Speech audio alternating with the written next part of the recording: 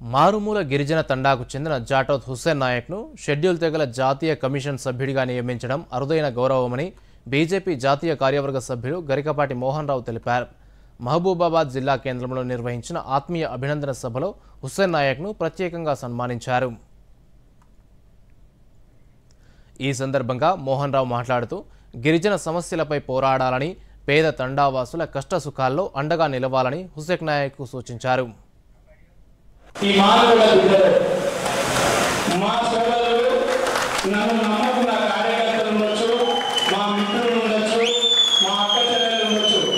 ఈ మానవుల ముట్టు బిడ్డలు అందరూ ఉంటారు కాబట్టి నేను నన్ను ఇంత ప్రోత్సహించి ఈ స్టేజ్కి రావడానికి కారణకులైన మా మానవుల ముట్టు బిడ్డలందరికీ, అక్క చెల్లెలు అందరికీ నా హృదయపూర్వక ధన్యవాదాలన్నా.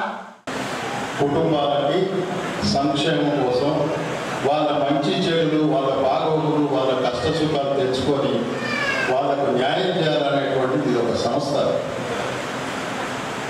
మొత్తం భారతదేశంలో ఈ సంస్థలో 3 సభ్యులు ఉంటే ఆ 3లో తమ్ముడు హుస్సేన్ నాయక్ అని ఒకరు అనేది మనందరూ గుర్తు తెచ్చుకోవాలి. ఇవాళ